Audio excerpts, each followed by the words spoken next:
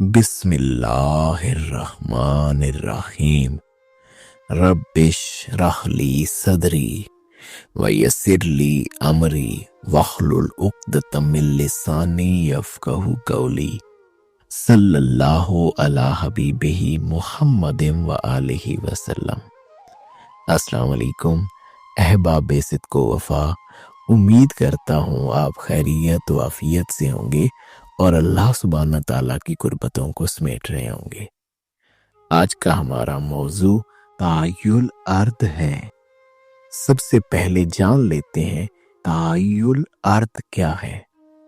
تعیل ارض اولیاء اللہ کی ایک کرامت ہے یا ان کو حاصل شدہ ایک مقام ہے، اور جس بھی اللہ کے دوست کو یہ کرامت یا مقام حاصل ہوتا ہے اس کے لیے زمین گویا اس درجہ سمٹ جاتی ہے کہ وہ ایک قدم میں کئی میل کی مسافت کو طے کر جاتا ہے، یا یہ سمجھ لیں کہ وہ اللہ کا دوست گھنٹوں، دنوں، مہینوں یا سالوں کا سفر ایک قدم میں طے کر جاتا ہے۔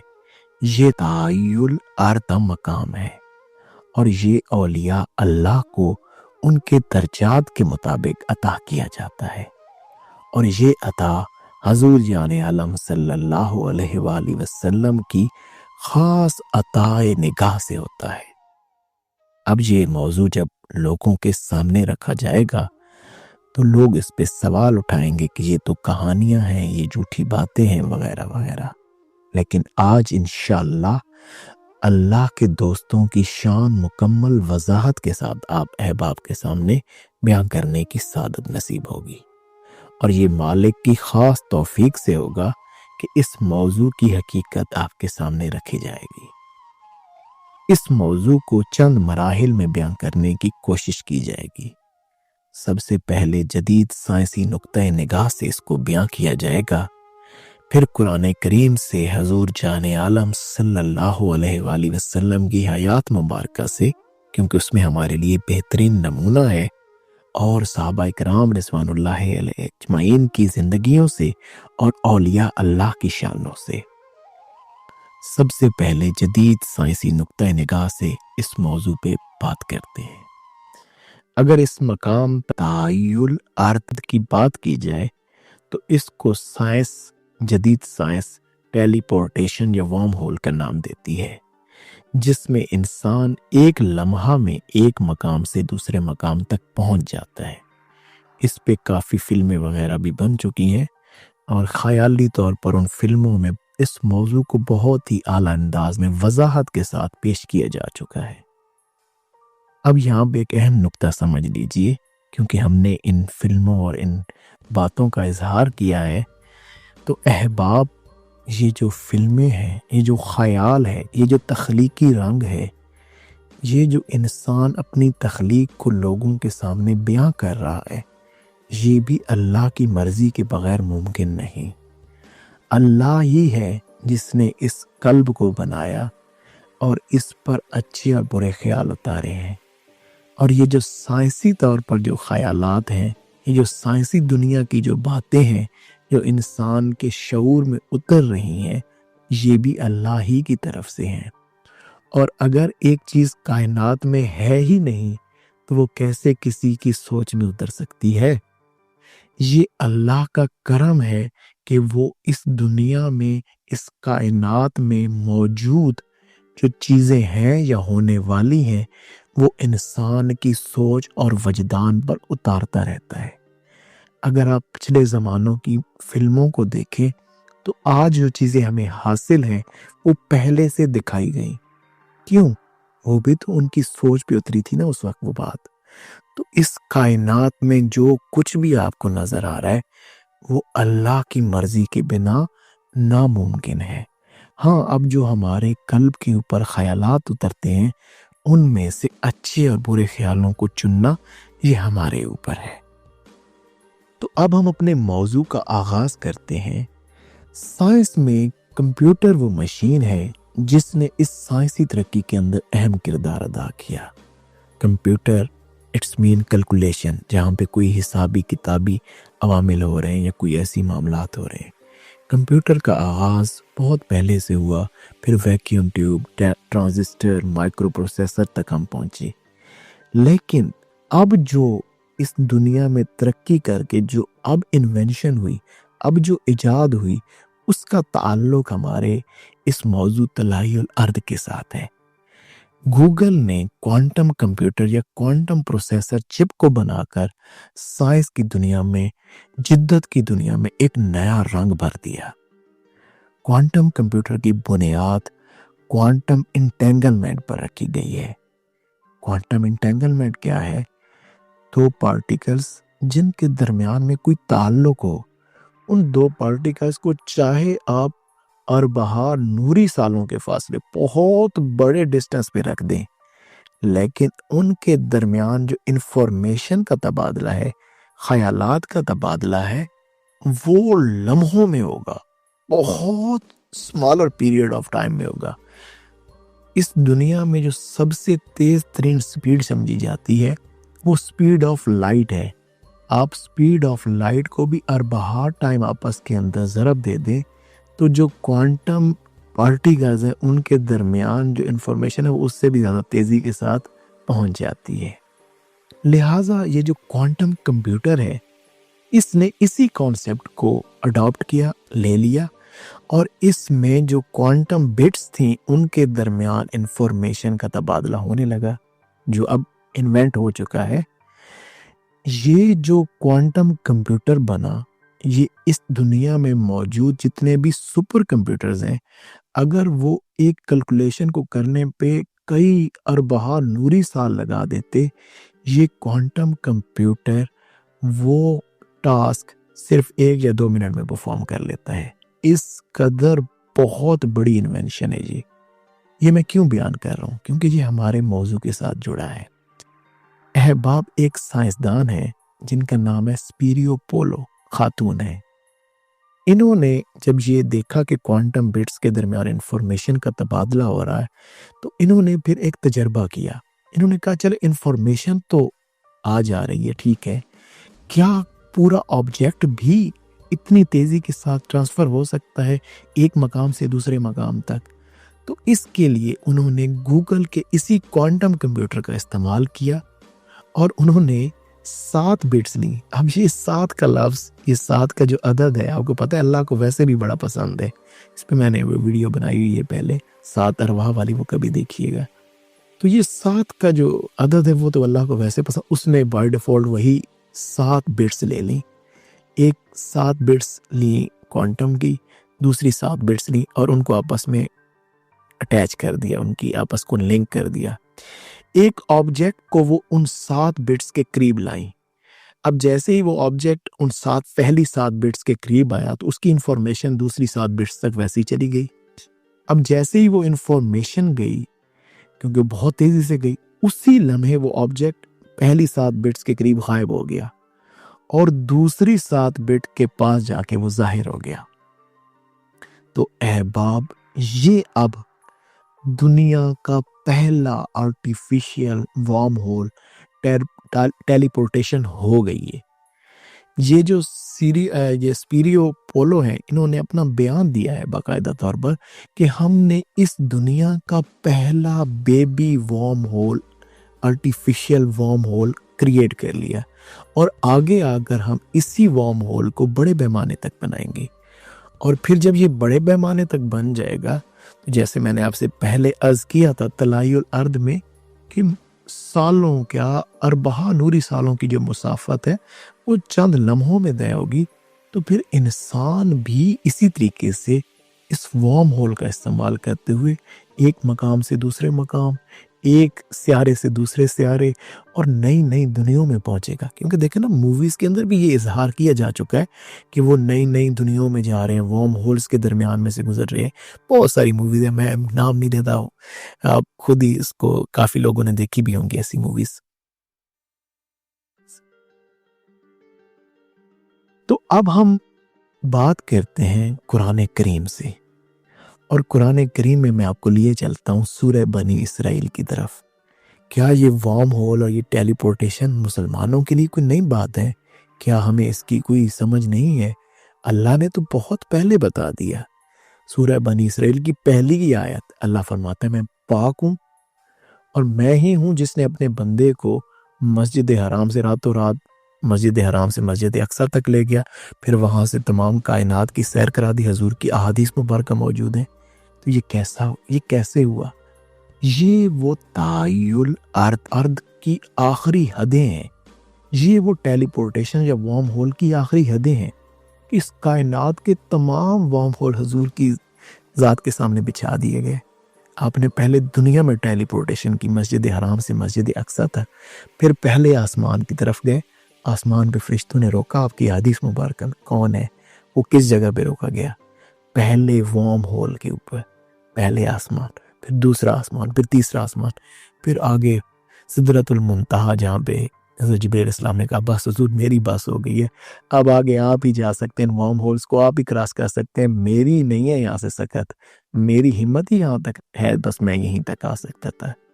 تو یہ کیا تھا؟ حضور ہی کے صدقے پہ یہ ٹیلی پورٹیشن تمام کائنات کو ملی. سمجھ گئے آپ میری بات کو؟ اب قرآن کریم میں دوسرے واقعے کی طرف چلتے ہیں. اب آ جائیں سورہ بنی اسرائیل سے شان نزول کے بعد، یہ 50 نمبر پر ہے شان نزول ان کا، سورہ بنی اسرائیل کا. اور اب یہ جو دوسری سورت ہے اس کا 69 ہے ویسے شان نزول، یہ بعد میں آئی. جب یہودیوں نے یہ دیکھا کہ حضور اس قدر کائناتیں طے کر کے آ گئے ہیں، یہ لوگ بڑے علم والے ہیں، انہوں نے علم تو کم از کم پڑھا ہوا تھا، سمجھ نہیں دی علیحدہ بات ہے، انہوں نے حضور سے کوشچن کرنا شروع کر دیے. حضور کیا آپ کو پتا ہے کہ ایک شخص تھے ذوالقرنین، وہ کون تھے؟ تو ان کو بھی اللہ نے حکومت دی تھی پوری دنیا پر، تو وہ پوچھتے تھے، کوشچن کرتے تھے حضور سے. تو اللہ نے پھر ان کے کوشچنز کے اوپر حضور کے اوپر یہ آیات اتاری. سورہ کاف آیت نمبر 83 سے. اب اس کو سمجھیں، بہت خوبصورت معاملات. اور تم سے ذوالقرنین کو پوچھتے ہیں، تم فرماؤ کہ میں تمہیں اس کا تذکرہ پڑھ کے سناتا ہوں. اللہ نے کہا کہ یہ یہودی جو ہیں یہ آپ سے ذوالقرنین کے متعلق سوال کرتے ہیں. یہ ذوالقرنین تھے کون؟ یہ اسکندر بن فلکایوس یونان کے ایک باشندے تھے جو کہ پوری دنیا کے اوپر حکمران تھے، اور ان کو اللہ تعالیٰ نے تمام دنیا پہ حکمرانی دی تھی. بادشاہ تھے، کوئی نبی بھی نہیں تھے، ایک بادشاہ تھے، عادل تھے، نیک شخص تھے. ان کے بارے میں حضرت ابن عباس رضی اللہ تعالیٰ عنہ فرماتے ہیں کہ یہ اس قدر نیک اور اچھے انسان تھے کہ ایک دفعہ یہ مکہ میں آئے اور انہیں پتہ چلا کہ یہاں پر ایک نبی ہے، حضرت ابراہیم علیہ السلام وہاں پر تھے. تو یہ انہوں نے اپنی سواری سے اتر آئے، انہوں نے اپنی سواری استعمال نہیں کی کہ یہاں پہ ایک نبی رہتے ہیں، اللہ کے دوست رہتے ہیں، تو اپنی سواری سے اتر آئے، وہاں سے پیادہ گئے، آپ کو ملے اور آپ کے ساتھ بڑی محبت فرمائی. تو جب یہ اللہ کے نیک شخص، تو اللہ نے ان کو کیا عطا فرمایا، اب آگے سمجھتے ہیں. آگے اللہ فرماتا ہے کہ بے شک ہم نے اسے زمین میں قابو دیا، زمین طلائی الارض میں بھی قابو دیا، اور ہر چیز کا ایک سبابہ عطا کیا. سبابہ کہتے ہیں جوڑ کو، پیوند کو. اصل میں اب یہ بھی وارم ہول ہی ہے. سبابہ اصل میں وارم ہول ہے، وہ ٹیلی پورٹیشن کی وہ جگہ ہے جہاں سے وہ پوری دنیا میں بھی جاتے تھے اور جہاں تک اللہ نے ان کو رسائی دی تھی. پھر اللہ فرماتا ہے کہ وہ ایک سبابہ میں داخل ہوئے، ایک سبابہ کے پیچھے چلے، ایک وارم ہول میں داخل ہوئے جہاں پر سورج ڈوبنے کی جگہ پہ پہنچے. ایک سیاہ کیچڑ کے چشمے میں سورج کو ڈوبتے ہوئے پایا. واٹ از دس؟ یہ کیا ہے؟ بلیک ہول کے اندر ایک ستارہ سورج وہاں پہ ختم ہو رہا تھا. ان لوگوں پہ قیامت کا معاملہ تھا. وہاں پر انہیں ایک قوم ملی اور ہم نے فرمایا کہ اے ذوالقرنین، یا تو انہیں سزا دے یا ان کے ساتھ بھلائی اختیار کر. بھائی اب یہ کوئی نبی نہیں ہے، یہ ایک بادشاہ ہے، عادل ہیں، اللہ کے نیک شخص ہیں. سزا دینا یا جزا دینا یہ تو اللہ سبحانہ تعالیٰ کا کام ہے، لیکن اللہ اپنے بندے کو یہ طاقت عطا کر رہے کہ بھائی تو چاہے تو انہیں سزا دے، چاہے ان کے ساتھ بھلائی کر. تو اللہ بے نیاز ہے. آپ لوگ پتہ نہیں صرف عقل کے ساتھ چیزوں کو سوچنا شروع کر دیتے ہیں.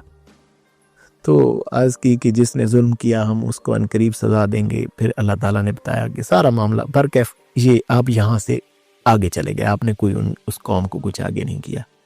پھر فرماتا ہے اللہ تعالیٰ کہ پھر ایک دوسرے سبابہ میں انٹر ہوئے، پھر ایک اور وارم ہول کے اندر چلے گئے. وہاں پر کیا تھا، وہاں پر ایک ستارہ جو ہے وہ بن رہا تھا، ان لوگوں کا سورج بن رہا تھا، اس قوم کا سورج بن رہا تھا. وہ ڈسٹ سے وہ جو ہے نا سورج بننے کا پروسیس ہو رہا تھا. تو آپ وہاں پہ بھی تھوڑی دیر رکے جن پہ سورج وہ بن رہا تھا. تو اللہ پھر وہ آپ فرماتے ہیں کہ اللہ تعالیٰ فرماتا ہے کہ پھر ہم نے آپ کو ایک اور وہ جو ہے سبابہ، ایک اور وارم ہول جو تھا اس میں آپ انٹر ہوئے، جہاں دو پہاڑوں کے درمیان ایک قوم تھی اور وہ ان پہ قوم آ کے حملہ کرتی تھی. فرق ہے، یہ ایک لمبا واقعہ، میں اس کو مزید آگے گہرائی میں جاؤں تو یہ اسی بھی بہت بڑی بات ہو سکتی ہے. سمپلائز آپ کو یہاں سے عرض کرتا ہوں کہ اصل میں جو چیز میں بتانا چاہ رہا تھا وہ یہی تھی، سبابہ، جوڑ پیوند، وارم ہولز. یہ تو اللہ نے بتایا کہ ہم اپنے ایک نیک شخص کو بھی اس طرح کی طاقت عطا کر دیتے ہیں. تو اللہ کے نبی تو پھر اللہ کے نبی ہیں نا، انہی کے صدقے ہے سب کچھ. تو یہ آپ کو قرآن کریم سے کہ اللہ قرآن میں پہلے بتا چکے، ہم غور و تدبر، افلا یتدبرون القرآن، یار تم قرآن پہ غور و تدبر کیوں نہیں کرتے؟ کر لو، قرآن پہ غور و تدبر کرو گے تم تو سب کچھ مل جائے گا. قرآن پہ غور و تدبر سے ہی سب کچھ ملتا ہے.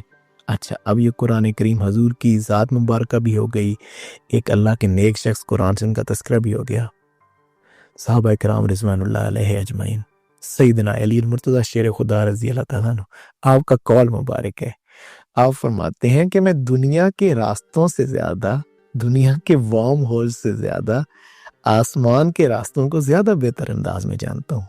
مجھے جو آسمان کے راستے ہیں ان کو میں زیادہ بہتر انداز میں جانتا ہوں، ان وارم ہولز کا مجھے بہت احسن انداز میں پتہ ہے. یہ کیا ہے آسمان کے راستے؟ پھر بتائیں نا آپ، اگر چلیں آپ بتائیں آسمان کے راستے اور کیا ہوں گے. تو یہی ہے نا سبابہ، راستہ ہے، جوڑ ہے، پیوند ہے، کن معاملات سے گزر کے آسمانوں کے معاملات میں جانا ہے. اچھا، سیدنا عمر فاروق رضی اللہ تعالیٰ عنہ ممبر رسول پہ بیٹھے ہیں مسجد نبوی کے اندر، اور نہاون جو کہ وہاں سے 2000 کلومیٹر کے ڈسٹینس کے اوپر ہے، وہاں پر دیکھ رہے ہیں کہ ایک صحابی ان پہ حملہ ہونے والا ہے. وہیں سے اس کو آواز دی اور اس کو وہاں پہ کہا کہ بھئی پہاڑ کی طرف ہو جاؤ، دیکھ لو تم پہ حملہ ہونے والا. دیکھ بھی رہے ہیں وہاں سے بیٹھ کے 2000 کلومیٹر کے اوپر، دیکھ بھی رہے ہیں، اور آواز بھی 2000 کلومیٹر پہ. کوئی آلہ تو نہیں ہے نا درمیان میں؟ کیا ہے یہ؟ سمجھیں اس بات کو. اچھا ٹھیک ہو گیا، تھوڑا سا صحابہ کرام رضوان اللہ علیہ اجمعین کی بات کر دی. اولیاء اللہ کی شانیں، خواجہ ابن عربی، آپ کی زندگی کو پڑھیں،